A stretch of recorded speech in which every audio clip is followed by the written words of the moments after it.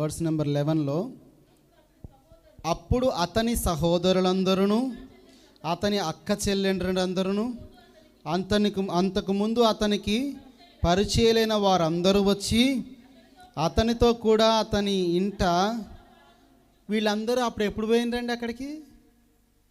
యోబు కష్టాల్లో ఉన్నప్పుడు, వ్యాధుల్లో ఉన్నప్పుడు, బిడ్డలు కోల్పోయినప్పుడు, ఆరోగ్యాన్ని కోల్పోయినప్పుడు ఒక్క బంధువు కనబడ్డాడు అక్కడ? ఎవరైనా స్నేహితులు ఒక్కళ్ళు కనబడ్డారా? అందరూ ఎప్పుడు ఒక్కళ్ళు కనబడ్డారా అండి? ఒక్క స్నేహితుడు కానీ, ఒక బంధువు కానీ, ఒక చుట్టం కానీ, ఒక పురుగు కనబడిందా? దేవుడే రానివ్వలేదు. వాళ్ళని నిందించకూడదు. ఎవరు రానివ్వలేదు? కొన్నిసార్లు వీళ్ళు నన్ను ప్రేమించలేదు, వీళ్ళు నన్ను పట్టించుకోలేదు, నన్ను మోసం చేశారు. లేదు, దేవుడే అనుమతి ఇవ్వలేదని చెప్పుకోవాలా. దేవుని కంట్రోల్లో మనం ఉన్నామన్నప్పుడు దేవుడు దీని కూడా కంట్రోల్ చేశాడు. అయితే ఎప్పుడైతే అతని బాగయ్యాడో, అతను పూర్వపు స్థితి మరలా అతనికి కలిగిందో, ఈసారి రెట్టింపు దీవెన కలిగిందో, రెట్టింపు ఆశీర్వాదం కలిగిందో, రెట్టింపు అభిషేకము, రెట్టింపు ప్రత్యక్షత ఉన్నాడో, అప్పుడు జరిగిన విషయం ఏంటంటే మరలా అందరూ వచ్చారంట. వచ్చి దేనికోసం మాట్లాడుతున్నారు? యోబు, నువ్వు ఎంత బాధపడ్డావయ్యా, ఎంత బాధపడ్డావు. ఏది బాగైన తర్వాత వచ్చి వాళ్ళందరూ దుఃఖాన్ని ఏది జరిగిపోయిన సంగతులు మరలా గుర్తు చేసి కాసేపు ఏడిచారు. వాళ్ళు చేసిన పని కూడా బాగుంది. అక్కడ చూద్దాం ఒకసారి ఏముందమ్మా. అన్నపానములు పుచ్చుకొని యెహోవా అతని మీదకి రప్పించిన సమస్తను బాధను గూర్చి ఎంత లేసి దుఃఖములు పొందితివని అతని కొరకు దుఃఖించుచు అతనిని ఓదార్చిరి. దేవునికి స్తోత్రం చెప్పండి. ఏం చేశారట? ఓదార్చిరి. ఇదియుగాక ఒక్కొక్కడును ఒక్కొక్క వరహాను, ఒక్కొక్కడును ఒక్కొక్క బంగారు ఉంగరమును అతనికి తెచ్చి, అతను బాగైన ఒక 1000 మందిని ఎగ్జాంపుల్ ఒక విందుని ఏర్పాటు చేస్తాడు అనుకుందాం.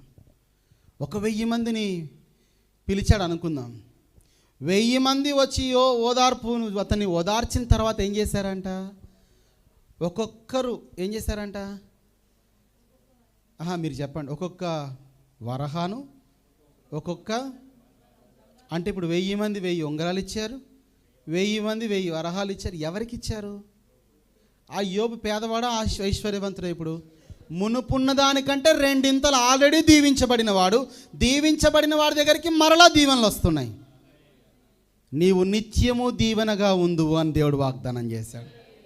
ఎందుకు నేను అనిపిస్తుంది, వీళ్ళు ఇప్పుడు పోయి బంగారు రింగులు ఇచ్చి, ఇప్పుడు వరహాలు ఇచ్చి, ఇప్పుడు ముచ్చట్లు ఎందుకు పెట్టారని ఆయన అంటే, దేవుడు బిడ్డ అప్పుడు నా కొడుకు బాగోపోతే మీరు వెళ్ళి ఒక్కడ చూడలే కాబట్టి ఇప్పుడు దానికి పైన ఏమంటారు, చాలాని కట్టండి పోండిరా,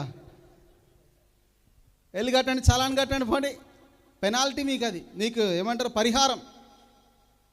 ఇప్పుడు నిన్ను ఎవడు ఓదార్చలేదు, బాధపడలే, నన్ను పట్టించుకోలే, నన్ను చూడలే, నన్ను ముచ్చడి వదిలే, ఒక దినం వస్తే దేవుడు వడ్డీతో సహా తిరిగి చెల్లిస్తాడు నేను నీకే.